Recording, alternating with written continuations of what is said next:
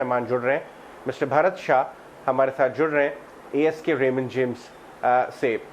भरत भाई good morning और ET9 स्वदेश पे बात करने के लिए बहुत बहुत धन्यवाद। भरत भाई अभी रिसेंटली मैं आपकी कमेंट्री पढ़ रहा था एक रिसेंट प्लेटफॉर्म पे। आपने एक you are making a case कि इंडिया अपनी गोल्डन डेकेड को एंटर कर रहा है और नेक्स्ट 8 से 10 साल काफ़ी मीनिंगफुल हो सकते हैं इकोनॉमी के लिए। अज्यूम करते हैं कि अर्निंग्स और इकोनॉमी का मूवमेंट लॉन्ग टर्म में मार्केट मिरर करता है, तो क्या हम ये कह रहे हैं कि पोर्टफोलियो कंस्ट्रक्शन और पोर्टफोलियो के हिसाब से अगर हम देखें तो एक काफ़ी स्वीट स्पॉट के अंदर Indian markets for a prolong period of time जा सकते हैं और इन्वेस्टर्स को वो लंबा होराइजन मिस नहीं करना चाहिए? बिल्कुल। मैं कहूँगा कि 8-10 साल नहीं, शायद ये 15-20 साल का गोल्डन पीरियड है हमारे सामने। कई सारे फैक्टर स्ट्रक्चरली जुड़े हुए, जिसकी वजह से हम कह सकते हैं कि ये एक सस्टेन्ड इकोनॉमी का लॉन्ग टर्म का सुपीरियर राइज होगा। वो जो राइज है उसका प्रतिबिंब आपको अच्छे बिजनेसेस में दिखाई देगा, उनकी वैल्यू क्रिएशन में नजर आएगा।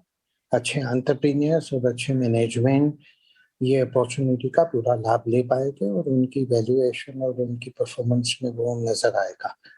तो मैं मानता हूँ कि ये शॉर्ट पीरियड 2-3-4 साल ऐसा मामला नहीं है। ये शायद 15-20 साल की एक सुवर्ण अपॉर्चुनिटी हमारे सामने है। कई सारे फैक्टर्स उसमें जुड़े हुए। स्ट्रक्चरली आप देखिए तो कॉस्ट ऑफ कैपिटल, जो इंटरेस्ट रेट है काफ़ी नीचे लेवल पे आया हुआ, जिसकी बहुत पॉजिटिव इम्पेक्ट है कई सारी चीज़ों में। कई सारी इम्पोर्टेंट रिफॉर्म्स हुए, इंसॉल्वेंसी बैंक्रप्सी फ्रेमवर्क, GST, जहाँ से कंप्लायंस इम्प्रूव हुई है बिजनेसेस में।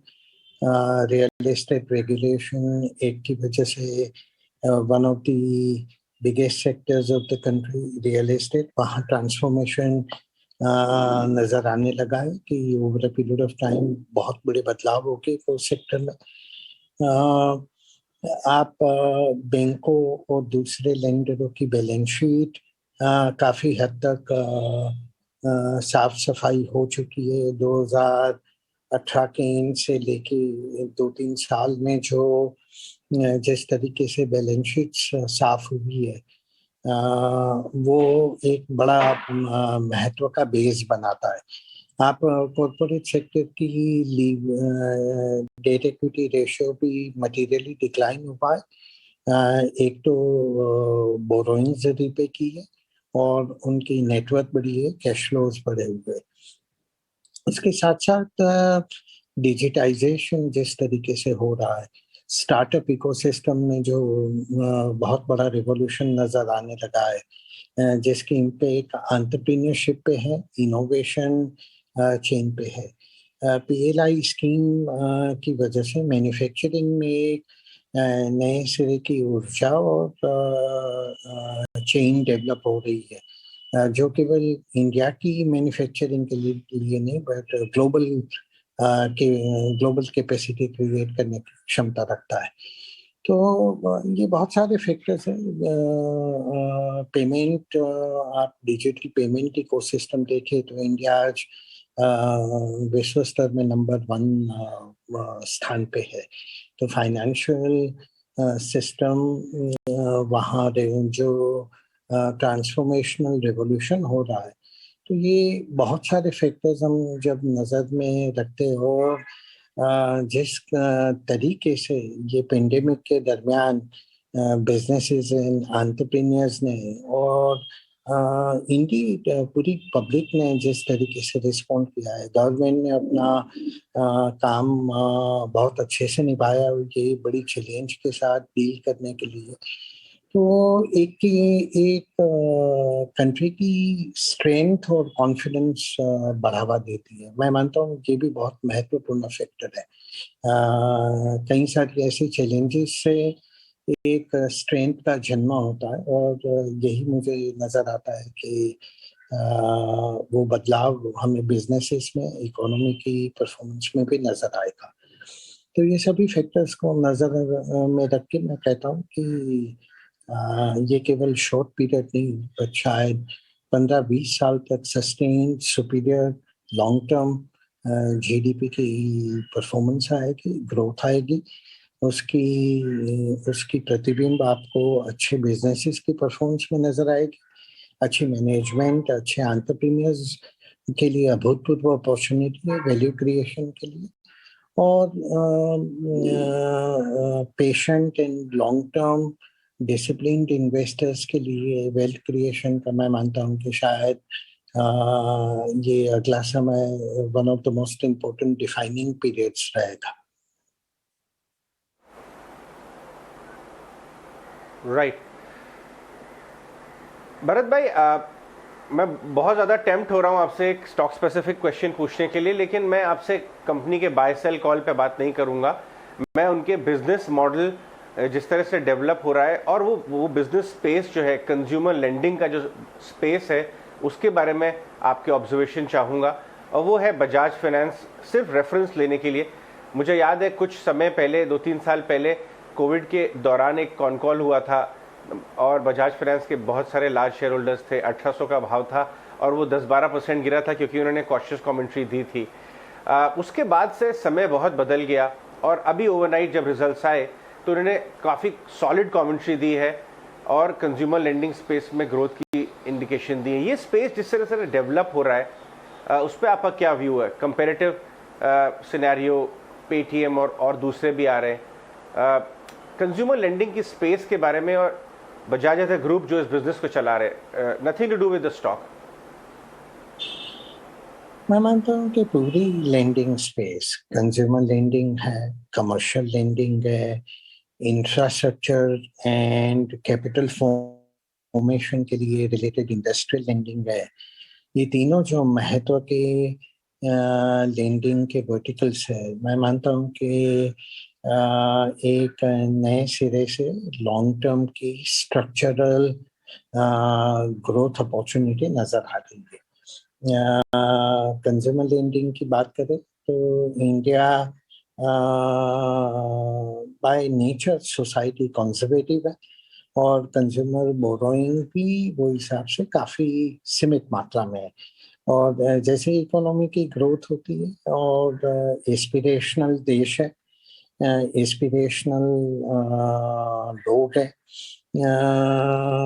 मैं मानता हूँ कि जैसे ये ग्रोथ के साथ आपको काफी हद का जो अंडर पेनिट्रेशन है कंज्यूमर लेंडिंग में, वहाँ आपको लॉन्ग टर्म की स्ट्रक्चरल ग्रोथ नजर आएगी। सिमिलरली कमर्शियल बैंकिंग में भी कॉरपोरेट्स और वगैरह बिजनेसेस में एक नए सिरे की स्ट्रेंथ और कॉन्फिडेंस नजर आता है। तो मैं मानता हूँ कि वहाँ भी आपको इम्प्रूवमेंट नजर आएगा। इंफ्रास्ट्रक्चर रिलेटेड बहुत सारे जो क्षेत्र है, वहाँ गवर्नमेंट ने काफी इन्वेस्ट किया हुआ है, और नए स्ट्रक्चर्स डेवलप हुए, इन्वेट्स है, रेट्स है, जॉइंट वेंचर पार्टनरशिप है, और अभी जिस तरीके से ये पूरी इंफ्रास्ट्रक्चर में रियली गवर्नमेंट का रोल कैटलिस्ट एंड अंपायर का है, जो इनेक्ट करना है वो प्राइवेट सेक्टर को करना है, और वो क्लैरिटी के साथ मैं मानता हूँ कि वहाँ भी बहुत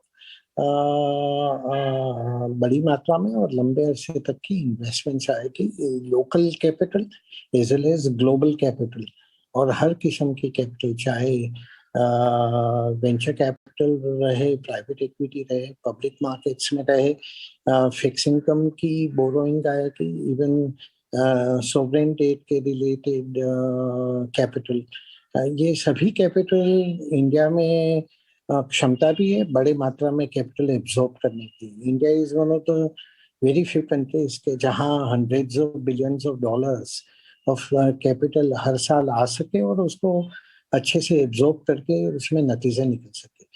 तो ये सभी एरियाज में मैं मानता हूँ कि कैपिटल एक्सपेंडिचर की नई साइकिल का उदय हो रहा है। ऐसे कई सारे चिन्ह हैं। थोड़ा वक्त लगेगा।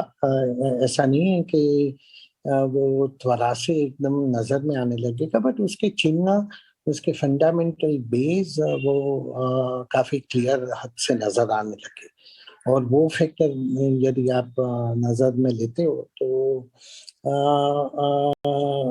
चाहे लेंडिंग कंज्यूमर एरिया में हो, कमर्शियल एरिया में हो, इंफ्रास्ट्रक्चर एंड इंडस्ट्रियल एरिया हो, हर जगह पे आपको ग्रोथ नजर आएगी। एक एक्सपोर्ट्स में भी आपने देखा होगा कि कई समय के बाद ये गए 10 या 11 महीना में जिस किस्म से एक्सपोर्ट की परफॉर्मेंस रही है, not just compare to last year but even pre COVID period के सामने, तो ये एक बहुत अच्छा संकेत दे रहा है। राइट तो वहाँ भी लेंडिंग की अपॉर्चुनिटी अच्छे से राइट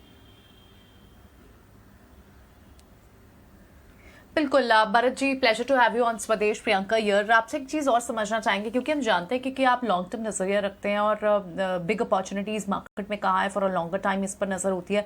लेकिन अगर ये साल बात की जाए, इस साल में आपका क्या व्यू रहेगा? कई एक्सपर्ट ओपिनियंस कह रही हैं कि ये साल शायद ग्रोथ स्टॉक्स का नहीं, वैल्यू स्टॉक्स का रहेगा, जहाँ पर ऑलरेडी इतनी ज़्यादा पी बढ़ चुकी है। इंटरेस्ट रेट का एक सिनेरियो रहेगा, जिससे हाई इंटरेस्ट रेट सिनेरियो के चलते ग्रोथ स्टॉक्स को मार पड़ सकती है और वैल्यू स्टॉक्स शायद आपके लिए पैसा बनाएंगे। आपको क्या लगता है, आप 2022 में कौन सी बड़ी थीम्स को आय करेंगे?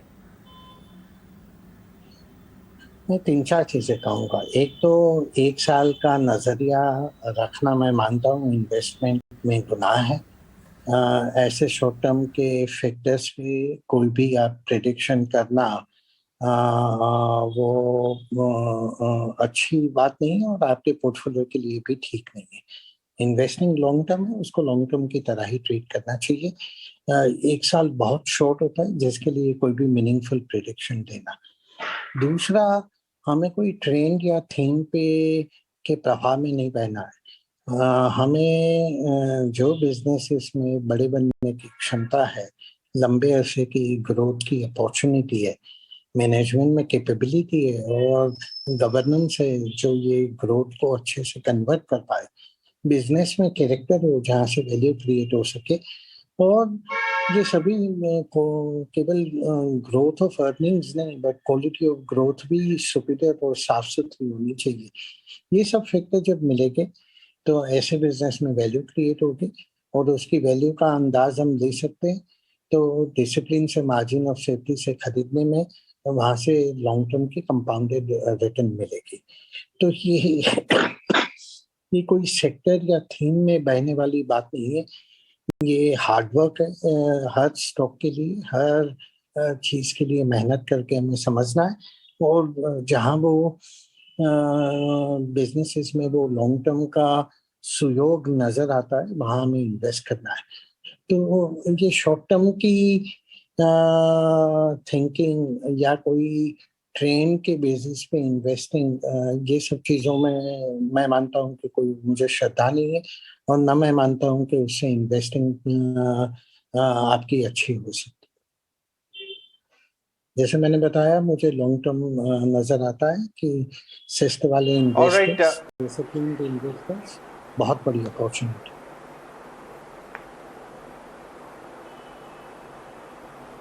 राइट। ऑलराइट भरत जी, आज हमसे बात करने के लिए बहुत बहुत धन्यवाद मार्केट पे।